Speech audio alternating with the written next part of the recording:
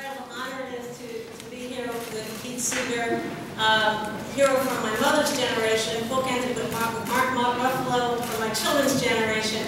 Artists are really standing up, saying that they believe in that. Thank you so very much.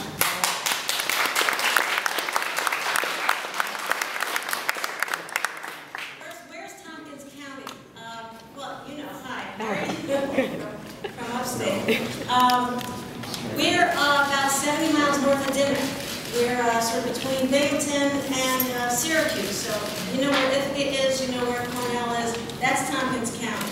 I want to tell you that in my part of New York, actually across much of the state, the issue of gas drilling is the single most important issue people care about today, and even more than the state budget. So we're here at the door of the Senate asking that our representatives simply do their job. Vote on this most critical issue, pass the Thompson moratorium bill. What can we gain by waiting 12 to 11 months? One way, because we should heed the precautionary principle, first do no harm. The moratorium won't stop the DEC from completing its work on the SGEIS. It will allow the legislature to have a say, to consider the many bills that lawmakers drafted this year, and to act on all they've learned about the industry in recent months. What can we gain by waiting 11 months? Proponents say that drilling will bring economic prosperity to upstate New York. You bet we need jobs. You bet we need farmers to have a decent price for their milk. Then they wouldn't have to sell their land for gas drilling. They'd be able to earn a living being a farmer. But is it really true that this will bring economic prosperity? In Pennsylvania, and we're watching Pennsylvania really closely, those are our neighbors, 90% of the jobs go to out-of-state workers. The bars are really busy, and so are the police and the local EMTs. Local people can't find an apartment or a home to rent that they can afford anymore. In Clinton County, PA, the government has documented that their costs directly related to drilling have doubled every year since drilling started in 2007. Studies of energy boom towns in the West have found that there is typically a 5 to 10 year lag between the need for infrastructure improvements related to deal with the drilling and any new taxes that were actually generated.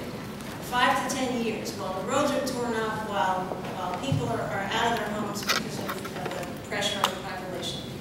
And new taxes often fail to cover the costs for increased social service needs, even when the taxes start to flow. So why should we wait? We should wait so that Susan Christopherson, Cornell planner and economist, can conduct the major study that she started on the effects of shale gas drilling, the benefits and the costs on agriculture, tourism, schools, public health, and transportation. She will be looking at the cumulative effects of massive shale gas development, unlike the DEC. She'll be releasing parts of her study during the next year. We won't have to wait years for her analysis.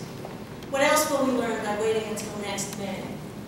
All the industry ads, and there are tons of them, claim that gas is a cleaner fuel.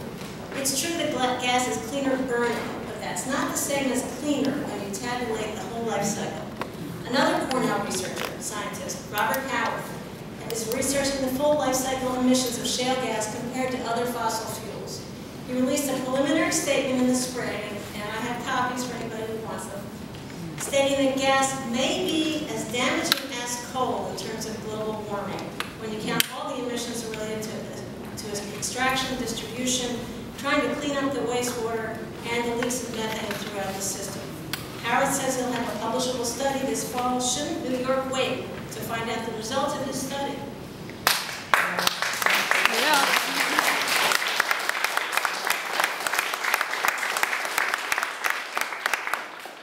Drilling proponents say that shale gas will be our bridge to a future of renewable energy. But here's the problem.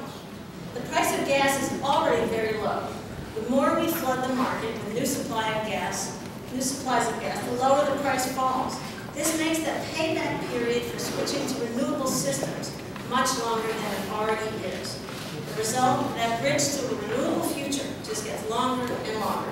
It just perpetuates our dependence on fossil fuels. Shale gas might be the next corn ethanol, remember that? Meaning that supposed solution that actually creates more of a problem. We could end up raping the landscape of upstate New York and exacerbating global warming and impoverishing our local economies all at the same time if we follow the gas companies down the wellbore. But we have a choice. We could move to 100% green energy within 20 years. They're already showing that scientists are already documenting a way forward to move off of fossil fuels in 2 decades. If we dedicate ourselves to that course, there is no time to waste chasing after this dinosaur fuel. Now, what do we lose if this moratorium is passed? Well, the gas is not going anywhere. We cannot wait for the research to be done.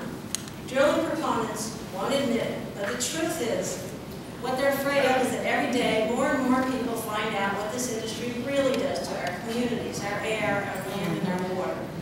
And every day more leases expire. Those are the reasons the industry doesn't want New York to wait for the science. Cornell is a survey research institute attached to Cornell, and they recently, just last week, released a study and got a poll of about 800 New Yorkers around the state. And the big headlines were about legalizing marijuana. But the other questions that they asked were about gas drilling. So go to Cornell on the website, Survey Research Institute, you'll find the gas drilling survey. That study showed that this is not a partisan issue at all.